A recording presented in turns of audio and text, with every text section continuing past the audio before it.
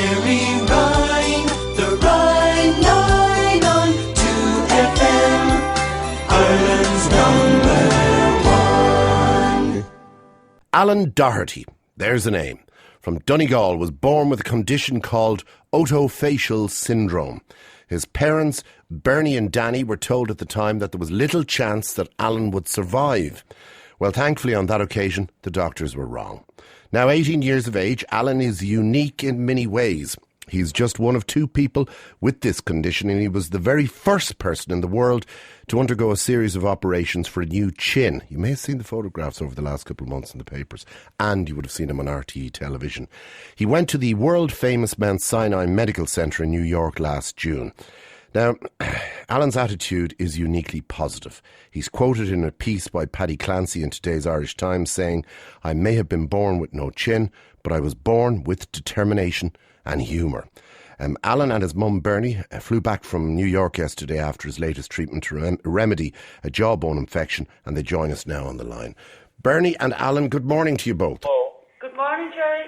Good to have you on board. Thanks very much. Now, you must be a little bit jet-lagged just back from New York, are you? Yes. Alan says yes. I don't think so. Now, can you, and I'll speak to Alan in just a moment, if that's okay, Alan, with you. Yes. Bernie, tell us, how did the trip go and how did the operation go? Everything went very well. The trip was lovely, very good, and the operation went very well. The doctors are very impressed with the way everything went. What did they do? The doctors took a bone out of his shoulder and out of his hip, and they put it in his shoulder last June, and they left it there to nourish and mature. And then when we went back in October, they took it back out of his shoulder and put it back in to make a chin, to give him a normal look. So God, that's amazing. Isn't it incredible that they could do such a thing? Sure, yes. We didn't think this could happen. Now, it was quite a long operation in October, wasn't it? It was, yes. It was 17 hours. It was a long time. But then he was in recovery for a few days, so he was back out within a week. And of course, Mount Sinai is not on the it's not on the National Health. Sure, it's not part of the HSE. You have to pay for it. No, everything has to be paid for up front, and we're just relying on fundraisers to donate the money. And thanks to everybody that's helping, and especially to Paul McBride, our chairman, for doing all this hard work for us. Everything is costing thousands of dollars. Yep, they may be the best in the world, but they're also very expensive. And I suppose you just take that literally, if you'll excuse the pun, on the chin. Now, he had a tough life, I think. He sure had, Gerry. He's taken everything in his stride, and he's full of determination. And he just won't stop. He just wants to go ahead and have the next procedure in late February or early March. And are you pleased? I'll ask Alan now himself, is he pleased in a moment? Are you pleased with the results? We are, so yes, far. Very pleased, Gerry. He just picked up a little infection, but it doesn't hold him back. He's on a lot of medication, but the doctors are still willing to go ahead and do the next procedure now in March. Now, while I don't expect him to be going into the ring to perform as part of the Ultimate Fighting Championships, his chin is not that delicate, though. It'll stabilise, won't it? It will, yes. He was told not to do in the Olympics or doing any. Or get involved in any bust-ups over the next couple of months. Yes, exactly. Yes, he's just told to take it easy and take lots of rest. And other than that, it should be fine. Everything should fall into place. His face is a bit swollen at the moment, but that will go down. That'll go down, though, like any sort of plastic surgery, won't it? It will indeed. Yeah. Yes. Now, Alan, first of all, congratulations. I think you've been very, very brave indeed. I've been following your story now since I saw you on television, and then we've been seeing and looking and marvelling at the pictures and at the science that's been employed to give you your chin in the newspapers. So, well done. Do you feel well? Yes. Will you be going to college or will you be going to work? I work What will you be doing in work? What will your job be? photography. Photography, fantastic. That's a great idea.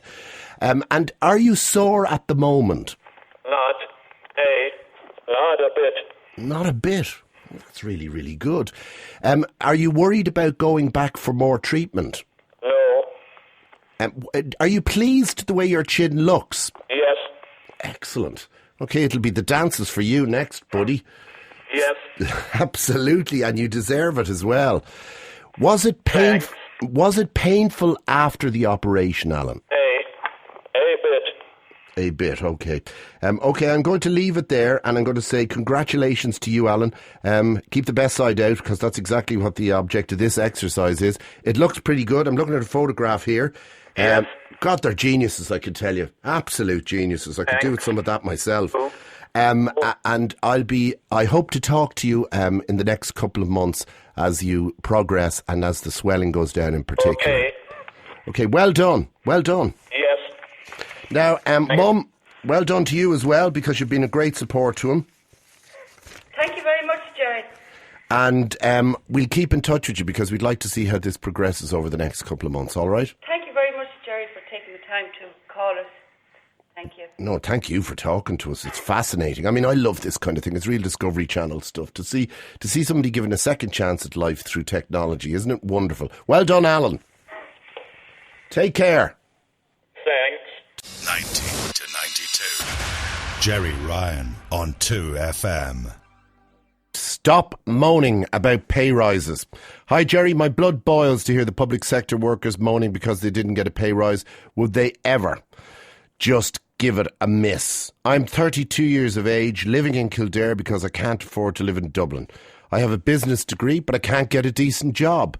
Working in Dublin, spending a fortune on petrol to go to an admin job that pays me $26,000 a year. My mortgage keeps going up, and this week I actually had to buy petrol instead of food and relied on a friend to eat. I'm gay, so myself and my partner can't get married in Ireland. We've no rights compared to other heterosexual couples in relation to lower taxation when you get married. We're almost out of oil for the heating, and I don't get paid till the end of the month. Have to have VHI because I'm asthmatic, so I have to pay for that, and I can barely pay for it. And I need decent health care that I can't afford. My credit cards are maxed. I could borrow from my parents, but I'm too proud to ask. Is there anyone out there else in this state? I know there are people worse off, and there are people suffering from illness, and there are people below the poverty line. I really feel as if I'm below the poverty line, to be perfectly honest. I don't want to come on air because I'm so deflated and stressed that I don't think I could even talk to you. And I ain't no drama queen. Love the show, from Anonymous. But there you go. There's a lot of people, I think, feel like that this morning. And that's, going back to what I was saying about the benchmarking thing, I think it's utterly the wrong argument. The way I'm listening to the portrayal of the failure of benchmarking to deliver increased salaries to public servants. That's the job of union leaders through proper negotiation. And the only other alternative analysis is that the benchmarking people are malevolent and stupid and evil and have it in for you. And do you really believe that? I don't. But maybe somebody does. The Irish for lesbians. Well, naturally enough, we've had a very mature reaction to that question. Gaelic. Well, I like it. Shuiga. What's that? I don't know what that means. If anybody can translate Suiagaidh, ring me now. It comes from Tony. And then somebody just texted in, peg. I mean, what do they know that I don't? Come on. Huh? Seaweed? Mussels? Cockles? Lobsters? Come on. Please. Be a bit more clear on this, would you? Thank you very much indeed. Now, let's see. Going back to our pal and feeling that he's living below the poverty line. Yeah, there's a whole host of people who feel like that, who don't have any of the benefits of welfare, who don't have any of the benefits that are given to people who do genuinely qualify as a result of being either ill or unable to work or who can't get a job. Now, there's not a whole load of people in Ireland who can't get a job nowadays, and I know that's another controversial area. Quite rightly, I think probably some of you will say, oh yeah, that's very easy for you, Ryan, sitting up there on your $1 billion salary, on your fat arse, pontificating into your stupid microphone, getting all that money, you shithead. How dare you lecture me about the poverty line and operating above it or below it? What would you know? Yeah, you're absolutely right. You're absolutely right. I would know nothing about it, except for the fact that I can sense these things from some of the emails and the information that comes in here.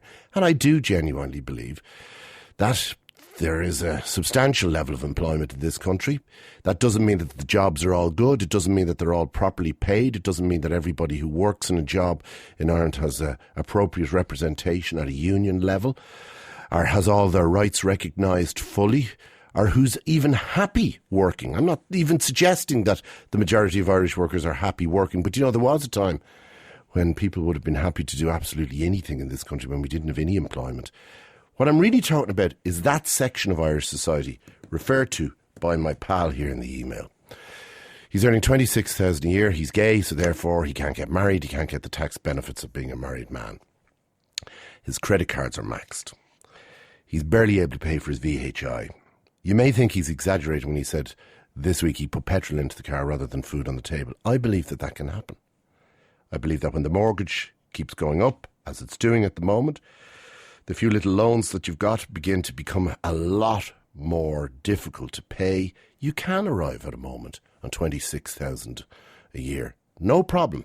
Though you may look to the outside world like you're doing okay. You've got a car, you've got a house, you've got a job. He, she is doing okay. And in actual fact, you could be much worse off than the person who's no job whatsoever. There's a whole lot of those people out there. They are the new Irish poor. And they're largely ignored. They feel too proud to complain or to ask for help. Usually you'll find these people eventually reaching out to the St. Vincent de Paul because they can't figure out a pathway through the welfare system, or they believe that welfare doesn't really apply to them.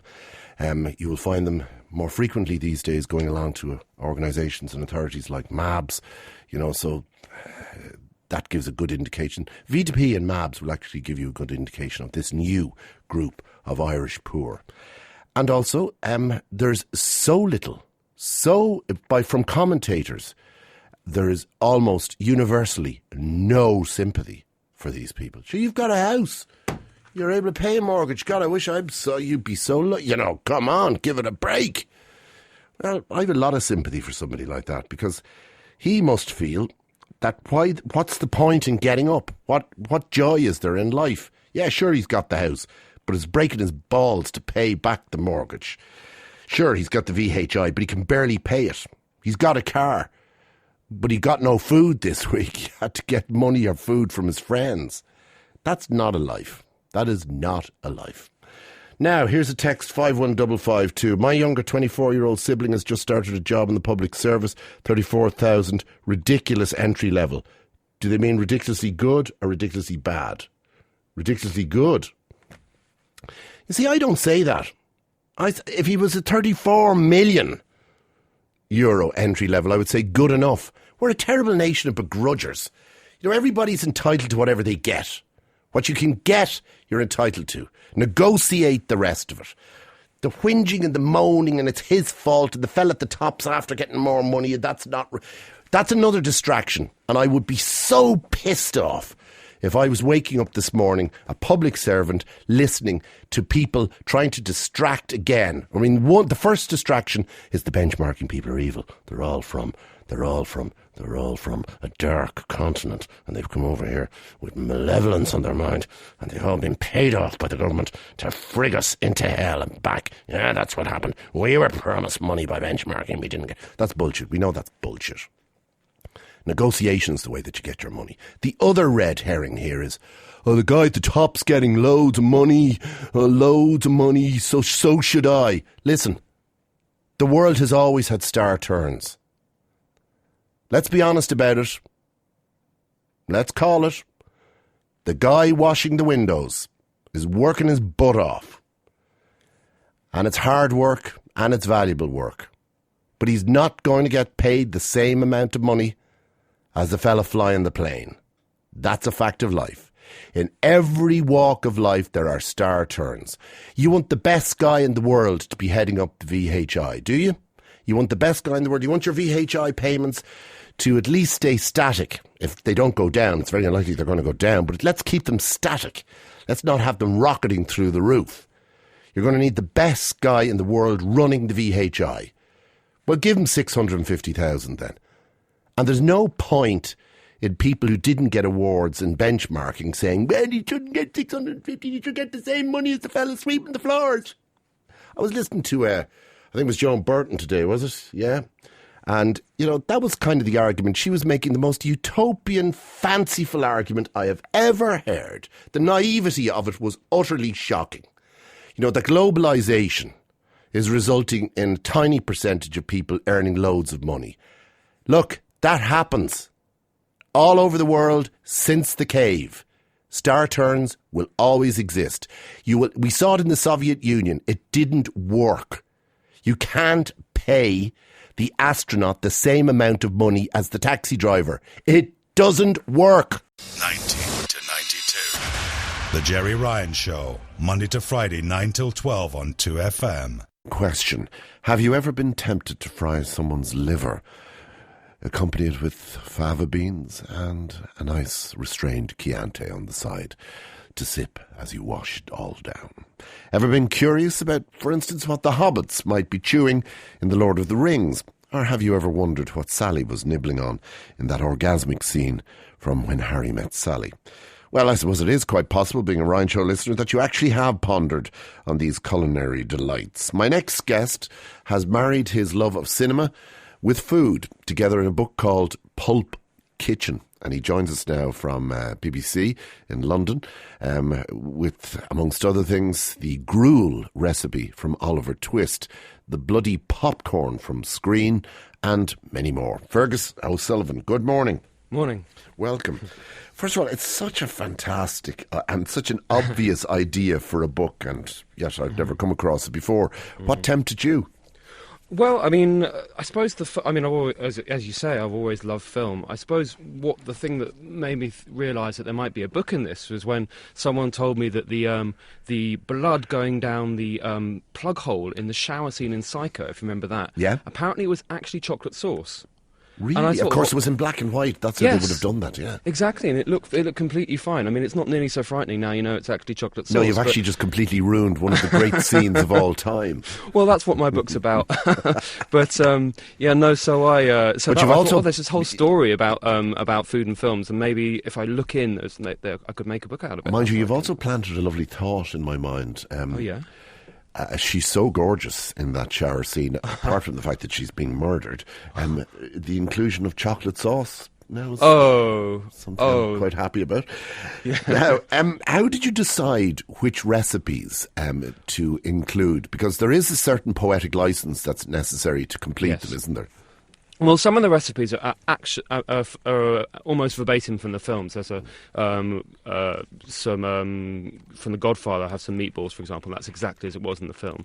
And then some of them I just thought, well, I sort of chose films that people really like and thought, well, what would be perfect to go with that? And you always taking something from the plot. So it's kind of a poetic reflection of what you should eat with all these famous films. Really, that's. Now, in The Godfather, you're quite correct. When they're having their Sicilian meatballs, they actually give you, effectively, the script is the recipe, isn't it? Yes, exactly. Yeah, exactly. Though I have to say, I was kind of a bit worried about maybe the mafia beating a path to my door.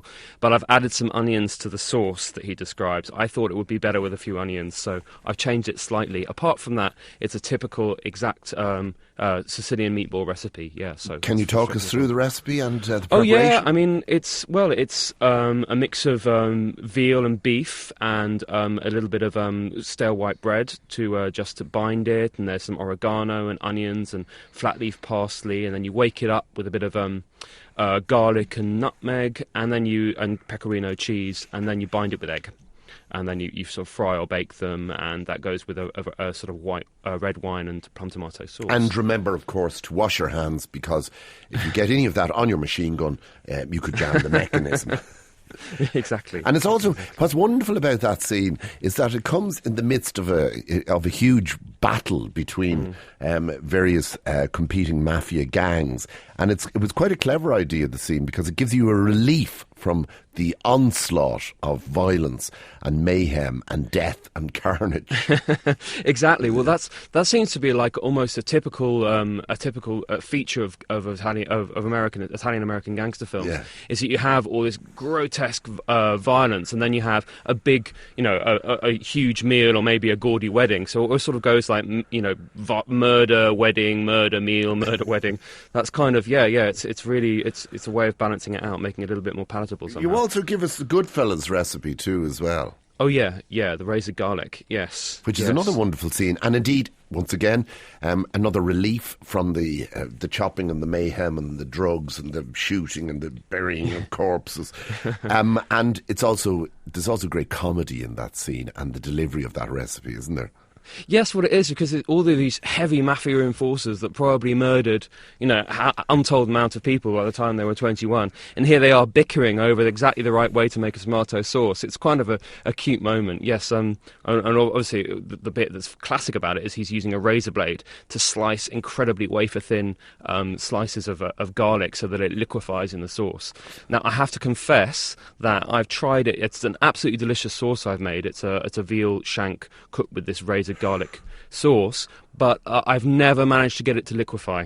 You never managed Obviously, to get I don't have the persuasive powers that the mafia have somehow in the kitchen. And of course, really, when you stop to think about it, the reason it's not culinary that he's actually doing that, probably it's because he just has so much time on his hands. Yes, exactly. He's well able to do it.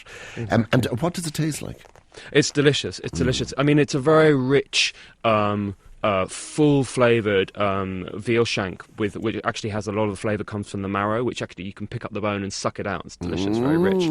Suck out the marrow flow. And it's but it's sharpened because it's quite heavy. It's really sharpened up by this sauce of very, very thinly sliced lemon rind and garlic and flat leaf parsley, and you put that in the end, stir it into the tomato sauce that it's cooked in, and it just makes it a little bit more tangy and sharp. So it's absolutely delicious. Now, who directed? Remind me who directed Goodfellas? Who's that was Scorsese. Martin Scorsese, right? Yeah. Do you have to seek the permission of the scriptwriter or the director or the producer to replicate these recipes? Well, I hope not, because I certainly haven't. It's No, I'm funny, sure they'll take it in the spirit it's meant as just a mere tribute to these wonderful films. But no, I don't think they're going to be too bothered about little old me. It's funny, the ones, though, that you're instantly attracted to. Obviously, the few that we've already mentioned, they're sort of quintessential. The one that I immediately was attracted to was the gruel recipe from Oliver Twist, and indeed, of course, the Gladiators staple diet as well. A version of that from Gladiator with Russell Crowe. But let's go to Oliver Twist. Are we talking the first or the musical Oliver Twist? This is actually the musical, yeah. So it's not the recent one. So this is what the children would have been eating in the workhouse. Well, what the children would have been eating in the this is where there's a little bit of poetic license, because what the children were eating in the workhouse would have basically been water with a little flour and oats maybe in it. So I just thought that not many people were actually going to really want to eat that. No, so I've made a luxury gruel with which has got quinces and cinnamon and oh yes, this is your Christmas gruel, as you described. Exactly. So it's very, very rich. It's creamy. It's delicious. It's more kind of, if you remember the scenes, it's more the kind of thing that all the wardens, who are absolutely enormous, great big Toby jugs of people with great big mutton chop moustaches and that sort of thing. It's more what they would be eating at high table while the poor orphan starved with a little watery gruel down below. But it's a very typical, traditional sort of Victorian recipe nonetheless.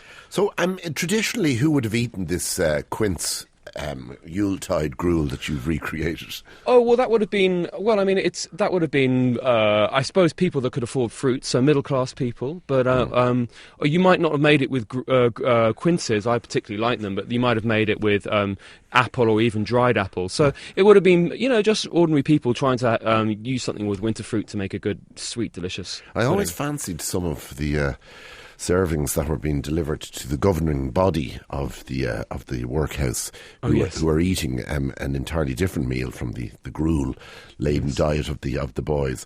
Maybe the next book will have because they've really got everything on the table. It's literally creaking with really bad and in. dangerous food. Yes. Now, the recipe that you give us for the gladiators is in fact quite an authentic one, isn't it? Yes, because actually, well, the thing about gladiators is in real life they weren't quite as lean and mean as Russell Crowe was in the film. They were kind of really big and chunky because they liked to have a layer of fat because it made it safer to fight. And what they used to fatten themselves up was barley. They used to eat huge amounts of barley so that they had a nice, safe layer of fat, meant their internal organs less likely to get spiked. So so this what I've made is I've made a barley soup with typical ancient Roman ingredients like wild mushrooms, and also I've got the closest thing to the ketchup of the Roman Empire, which was this thing called garum, which was a sauce which was fermented with fermented fish and marjoram. Sounds disgusting. It's not disgusting, but trust me, believe me. Convince and me. actually, you can maybe if you've got an Asian shop in somewhere in Dublin, you could try it out because they make something very similar. Like that, the Thais use it, and so the Vietnamese use it. So it's if you can use a fermented fish sauce from Southeast Asia, and that's actually very close to what it would have been like. In fact, a lot of Thai food, an awful lot of Thai food, uses that in it. Yeah, absolutely. It's like their salt in a way. It's like what soy sauce is to Chinese food, but a little bit stinkier. I have to say that. Now, you also there's a couple of really bizarre ones in there. For instance, in your animation section, because the book is broken down to like gay and lesbian animation, not necessarily those, in that order. those being the two most obvious. But you give us a recipe from Walt Disney's 1937 classic Snow White and the Seven Dwarfs, which I think is quite genius, really. Oh yes, the licorice toffee apples. Yes, the licorice toffee apples. Yes, because obviously the apple being such an important part of the storyline, and those licorice toffee apples, they're actually very easy to make. They're delicious, but they look evil. I've never made anything that looked more evil. It's this blackened apple encased in candy. So I love those. Now, the one probably the most well known was the one that I alluded to in the introduction, the fava beans and the Chianti and the liver. I'll quote from the book because it's a nice piece. He has been leading her slowly to the harrowing conclusion that things are considerably worse than they imagined. Buffalo Bill is not merely a cold-hearted psychopath. He might even be, oh horror, a transvestite to boot. Knowing that nothing in America can be deemed sacred while there's a man in woman's undies on the loose, the FBI start a frantic scramble for the killer. But when Lecter scalps and disembowels his way out of prison, armed only with a microscopic piece of tin, it's far from clear who's going to be for dinner next. Dr. Chilton, Catherine Martin, Buffalo Bill, or even Agent Starling herself. True to form, Dr. Lecter's pairing of liver, fava beans and Chianti is restrained. Now, obviously, this was human liver that we were dealing with here. Do you know, have you done your research? Well, my liver would be dangerous to actually, because it would probably blow up if you put heat near it. But the average human liver of a healthy person as opposed to mine, would that be close to the kind of liver that you're suggesting using? Well, I've chosen calves. I think probably pig liver would be the closest in flavour. But I've chosen calves liver because it tastes so much better. It might be reasonably close and quite creamy if you had a really healthy human. But I mean, really don't eat human liver, people, because the amount of toxins the average human has to process. I wouldn't go near a human liver unless I'd seen what that person had eaten for 6 months beforehand, because it would probably be and pig liver, which wouldn't be as bad as my liver, for instance, but it's still pretty awful, to be honest. It's not. It's quite horrible compared to calves liver. Exactly. And a human liver is also very big. I mean, the idea that he ate an entire liver with fava beans and Chianti, that for me shows that he's a little bit cracked. I mean, it's just such an enormous amount of very, very rich meat. And any particular Chianti? Oh well, no. I mean, the Chianti. I use a tiny bit of the Chianti just to deglaze the pan with the onions that I've cooked and the liver have been fried in. So it's just a way of making it a little bit sharper, a little bit tangier. But it's not important. It's just a Chianti that you really want to drink because basically you're drinking it rather than putting it in the recipe. Now, in the gay and lesbian section, Oh yes. Naturally enough, you bring us to Brookback Mountain. Yes. Now, I haven't seen Brookback Mountain. Okay. Do you know something? It's quite strange. I actually believe that I just wouldn't be able to handle it. Well, there's only a. And I'm not homophobic. I'm just. You might be disappointed if you watch it. There's only about 30 seconds of love cowboys, scene, and it's almost like a fight. It's not really like a. It's not. It's all over in a flash, and most of the time they spend themselves, quite separated from each other. So I'm sure you'd be able to handle it more than you reckon. All right, maybe you've enthused me a little bit more. Now, from Brookback Mountain, you give us the elk and bean stew. Yes. Well, if people out there have seen the film, they don't actually make an elk and bean stew, but basically all they have, they're stuck up on this hillside in camp, and all they've got to eat is these cans of beans, and they supplement it finally by managing to kill this elk, which they then dry in strips over the stream. It's very sort of Marlboro Man stuff. So that's a combination of the two, a very typical American stew, combining elk. I've used venison. Obviously, I don't have many elks in my supermarket. They might also be a protected species, are they? There is that too. Yeah, well, so are humans, but that didn't stop me. Okay, stay with us. I'm going to take a break. Back in a moment.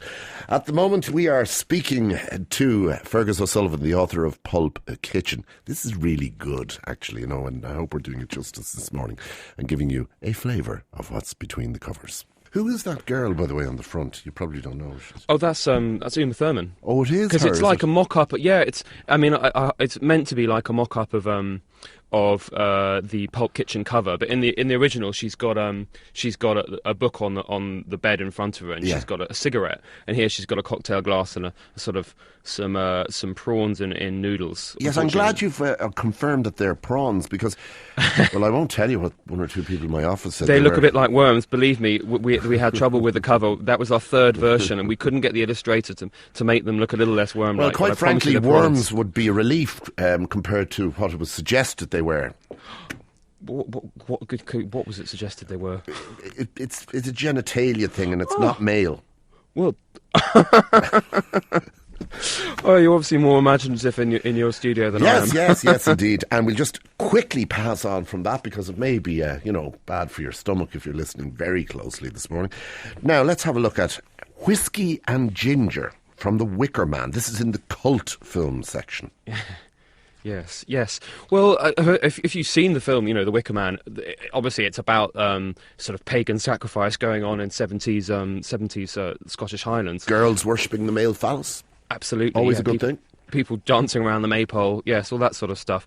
And, one of the things that crops up in the films a lot is Edward Woodward, who's playing this constable. Yeah, it's bloody always frightening movie too, as well. Oh, it's quite frightening. And he looks in the sweet shop window, and there's this huge man shape made out of candy. So I thought, well, why not, seeing it's a bit of a pagan film, make your own sacrificial wicker man, but instead of making it out of burning a human, why not make it out of gingerbread? So I've made this gingerbread, which is really, really good, which is leavened with softened with whiskey instead of water. Oh, and you can lovely. make a whole great big wicker man. You can make it and you can bake it in the oven.